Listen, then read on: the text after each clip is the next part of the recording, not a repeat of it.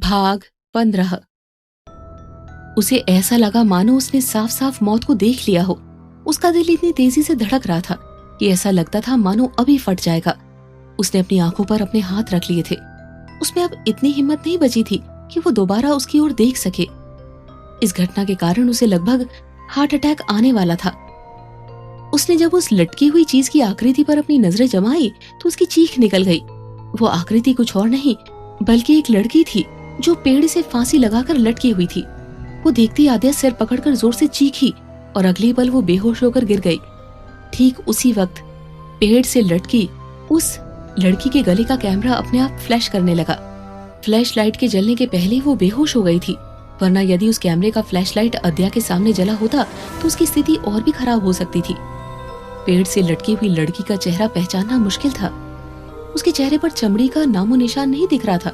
उसका पूरा चेहरा खून से लथपथ था। ऐसा लगता था मानो वो लड़की कई दिनों से उस पेड़ से लटकी हुई हो।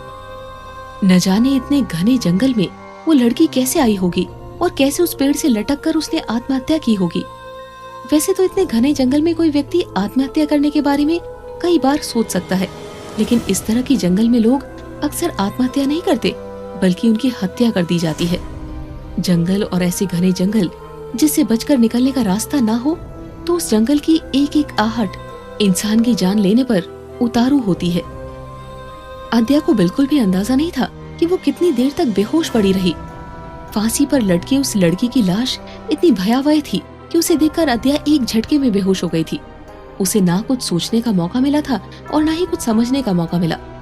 उसने इससे पहले कभी किसी को फांसी पर लटके हुए नहीं देखा था और ना ही उसने कभी किसी की लाश देखी थी।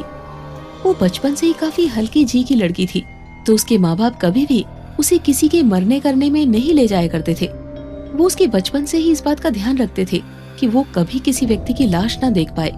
शायद उसके डरपोक होने का कारण भी यही था। माँ बाप अपनी औलाद को हर तरह की बुरी मुसीबत से बचाना चाहते हैं, लेकिन कभी कभी माँ बाप अपने बच्चों को बचाते बचाते उन्हें कमजोर बना देते हैं। हालांकि अद्या किसी भी परिस्थिति से लड़ने के लिए काफी काबिल थी, लेकिन उसे भूत प्रेत जैसी चीजों से बहुत डर लगता था। अद्या की आंख खुली तो उसने देखा कि सुबह हो चुकी है। आंखें खुलते ही उसके जहन में कल रात की सारी यादें घूम गई। उसने डरते डरते अपनी आंखें जब पेड़ की तरफ घुमाई तो उसने देखा कि वहां पर तो कुछ भी नहीं था। पेड़ की उस डाली पर कुछ भी न देखकर वो झटके से उठ खड़ी हुई और चारों तरफ सर घुमाकर देखने लगी, पर उसके अलावा वहां पर कुछ भी जिंदा मुर्दा नहीं मौजूद था।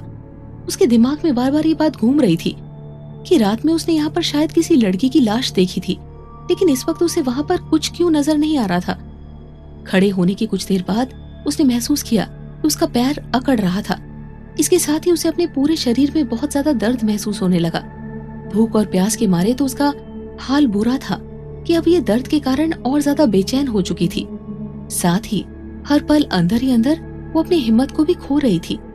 सुबह होने के कारण जंगल के झुरमुट से छन कर आती सूरज की हल्की हल्की किरणें उसे थोड़ी बहुत सुकून पहुंचा रही थी। उसने चारों तरफ देखा तो उसे जंगल हर तरफ से एक जैसा ही लग रहा था। उसे समझ में नहीं आ रहा था कि वो किधर से आई है और उसे किस तरफ जाना है। वो इस बात का अंदाजा लगा सकती थी कि वो रात भर से बेहोश थी और इस बीच उस जंगल में क्या क्या हुआ ये सब कुछ भी नहीं जानती थी। उसे तो ये भी लग रहा था कि शायद वो पहली इंसान है जो सालों बाद जंगल में आई है, वरना यहाँ इंसानों के होने का कोई निशान नहीं था। अब तो उसे वो लाश भी नहीं दिखाई दे रही थी जो उसे कल रात दिखाई दी थी। उसे डर के मारे रोना आ रहा था। वैसे तो कल शाम से वो कई बार रो चुकी थी और हर बार उसकी आंखों के सामने उसके माता पिता की तस्वीर झूल जाती थी। अब उसे खुद पर गुस्सा भी आने लगा था। आखिरकार क्यों मासूम भोली भाली लड़कियां कुछ लड़कों के चक्कर में फंस जाती है और खुद को बर्बाद कर लेती है या बर्बादी के रास्ते पर धकेल देती है। उसने हाथ जोड़कर आसमान की तरफ देखा और भगवान से कहने लगी, बस किसी तरह मुझे मेरे मम्मी पापा से मिला दो।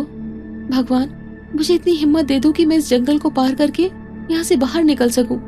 मुझे कोई तो रास्ता दिखाओ भगवान। इस भयानक जंगल में मैं भूत प्रेत जानवर के साथ। जानवर बोलते बोलते अद्या एकदम से चुप हो गई और फिर कुछ सोचते हुए उसका मुंह खुला का खुला रह गया। वो अपनी आंखें बड़ी करके चारों तरफ घुमाने लगी और फिर खुद से ही बोली, इस जंगल में कोई जानवर क्यों नहीं है? कुछ चींटियां और पक्षी जो मिले भी तो वो जंगल के बाहर ही मौजूद थे। मुझे यहाँ की जमीन पर तो चींटियां भी नजर नहीं आ रही है। इन सब बातों को सोचकर वो और भी ज्यादा डर गई थी। अब उसे जानवरों के ना होने का भी भय सता रहा था कि आखिरकार इस जंगल में जानवर क्यों नहीं है। लोग जंगली जानवरों से डरते हैं, लेकिन अद्या को जंगल में जानवर ना होने की वजह से डर लग रहा था।